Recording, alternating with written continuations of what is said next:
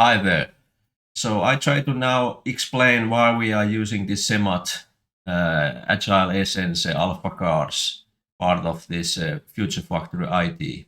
So I'm trying to catch better idea that what's going on in a project level because we are now in a virtual project working world. So plenty of teams are working for the same kind of target, and difference between the teams can be quite heavy, but we are not aware of that if we don't have any kind of tools for this kind of to know and benchmark the different teams. So I've been using this SEMAT Agile Essence uh, model some years now, and I just try to figure out that how we could use it, how we could benefit on that.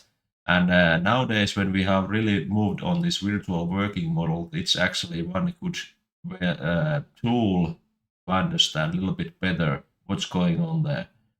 But still, there is plenty of things to understand, and I try to keep this short. So the main idea here is that there is 7 different cards, 7 different angles what we are aiming for our project work. So this is built mostly for the big project which is actually delivering some real services, and there is plenty of work around. There's plenty of different roles and people hanging there. So this evaluation model is could be a little bit rough for the student project, but anyway, I would like to raise on board these issues that you are understanding a little bit better what's actually going on inside a project. So if we look at it, project working and our product line in a different angles, we can see the SEMAT team has defined that there is 7 different aspects, and one very simple one to understand at first is stakeholders. So those who are hanging around the project, who are actually involved heavily with the team, but they are also defining or giving some feedback, or they are somehow showing the way where the product anyway is going for. So this stakeholder group is one very big area, and it's quite simple to leave it not so clarified, because in a student projects many times things are happening in just in a school, in a small team, two couple people working together, and there is no time to figure out that what is stakeholder anyway. In many cases it's a teacher, and this project works which are done with the companies, and they are more like real kind of uh, examples of the real world products. So then we see easily that there is a lot of stakeholders involved. So like this, our own project, what we are now currently working with this year. So you can immediately see that there is plenty of people who are hanging around, and what they are doing, what they are giving to us, we don't know, because every project has own kind of setup. So you have to make sure that you just dig inside your stakeholder group and try to figure out what is the reason for each person there, or there is instances or other uh, processes who are acting like a stakeholder for your project. There is opportunity. Opportunity is sometimes quite simple to say. If we are talking about startup company, there is always the need for the business. Someone has to be paying for your product. You are not making your product without any kind of money, because it's open source volunteer project when you are just doing it because you like it. But when in real life, if you wanna live with that, you have to build some kind of a business model, and this opportunity is more defining that perspective. And this can be a little bit difficult to understand in this kind of school projects. But please check it through if you find something. And then requirements everywhere. Many situations you understand that the requirements is actually are quite difficult to define and they are very hard to keep on track. But still, you have to make sure that you understand what are the requirements which are coming from the stakeholder, they are coming from the opportunity side. So requirements are defining your product and how good level the understanding among the requirements and needs, what is set by the different stakeholders, it defines quite much that how much you understand about what you are actually doing and what should be your target for your product in the long run. That's also difficult in a short period of project, but still there is some levels you should be gaining during the school project, not unbelievable or too amazing tasks, but you can see when you look at these tickets through software system, the whole product, what you are actually building, it's containing how it's defined, how it's going to be implemented, what kind of technologies you need. So you will have to figure out that there's plenty of decisions what you have to do among those. So that's why this is actually the more like a common part of your studies, that you are trying to implement some technical structure and trying to understand how it's working if there is some problem. So the software system could be more easier to understand at first, but it's possible that there is still new elements if you look at the checklist. Requirements are defining the software system's structure because we are trying to build that so it fulfills the requirements what we are expecting from that. So the next areas are also quite easy to understand. First, the team. How is team actually working? How is organized? And what are the members inside there? Are they knowing each other? And what is the roles and things? And so team can be easier to define in this kind of school project. And way of working, how things have been now implemented to be used during the project. So you are aiming learn some methods during this course, and now you will have to look at your working methods once again, that are you aware of what you are actually expected to do and how you are going to do it. So this way of working is coming more from this coaching, and we are trying to give you the way how you should proceed.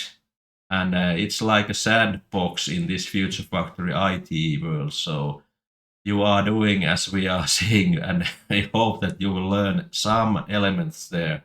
But later in other projects, you are aware of this basic way of working methods and things what is needed.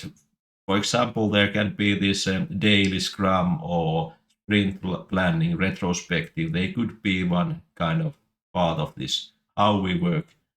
And when we are working, how we can deliver and make changes, and how we are estimating our requirements and how we are actually working together. That's also the one aspect, and these are a little bit mixing myself also. So please just read through the checkboxes and think about if you can accept those. So let's look at inside some of these examples. So I should have here one example project, and as you see, there is several of these tickets already, and you can see that this is Essence Alpha text in a topic, so they should be easier to define that. And there is this alpha card colors also visible there. So if you look at still back on that, the same colors are found from these elements. So you are not closing or deleting these tickets, never. They are hanging there, whole project. But when you look at checklist items there is 23 checklist items, there is 39, 34, and more, so on. So there is plenty of checkboxes in each of those. So let's look at first this team. And I think that I leave it those checkboxes for you, but I try to keep this short. So if you look at inside this Chiket SN Alpha team, so this perspective is just focusing on what is the team and how it's organized. So now you have to look at through all these lists, and now you try to figure out that are we aware of this area or this checkbox item. So constraints on team's operation are known. If you are feeling that you are still wondering that whatever our team should be doing, it's a little bit open. That's the situation that you are not checking this, because then you have still questions to do, and you are now going to do those questions during next sprint, for example, that you try to figure out that what actually are the limits, what we are doing, and what kind of constraints we have for our implementation, what we can do. So today I noticed that someone was asking that, yes, there is source code. Can we change it? Is the source code, can we refactor it? Yes, you can, because it's now your source code. And that could be the one question to make sure that you understand that you have a right to do this kind of changes. And now the question was made and we could answer that. So now I think that some of your teams now are able to understand a little bit better what is actually what you can do as a team. That's why this can be leading to you team the situation that you have already feeling that okay, we have a understanding and we know the limits. So you just push it and okay, it's accepted by us. And mechanisms to grow the team are in place. If team members are coming, more members are coming, is there such a methods? Not so much as you see that we are moving someone to another team or someone is leaving the team. So it's possible that you cannot answer this. Please leave it open. No panic. You just try to go through all these and try to fulfill as many as you can. But if you look at that, this is the team seeded level, and now we are going forward in a list. So when you are in a level collaborating, I hope that this is something what you are already aiming for, and you are almost performing. I hope that you are really performing, and then you are getting the last level. Then things are done in a great success, and team is really running smoothly. So these levels are getting higher and higher, and I hope that you just evaluate as many ticks you can put there. So we get the first touch about your team's status in this angle. And if we look at others, the biggest one is work and requirements, for example. There is a lot of same kind of ticks, but now just make sure that you find some which you can fulfill. So this data information what you give there will be actually shown in this wait a moment, general. So we are collecting that information as a part of this monitoring, and we can see what's going on in the team level. So this information is collected to be shown in this dashboard. So all these different angles with this how we are doing level are visible now. So we hope that we can see inside a team working a little bit better and then act if there is need. Okay, but this is the short intro, and I hope that some of you get a little bit better understanding why we are collecting this information. We are trying to understand, we are also doing the research around this, that is it working in this kind of situation? How good this method, CEMAT alpha cards, could be for a virtual option. Okay, thanks. Let's discuss later more in the Discord. Bye.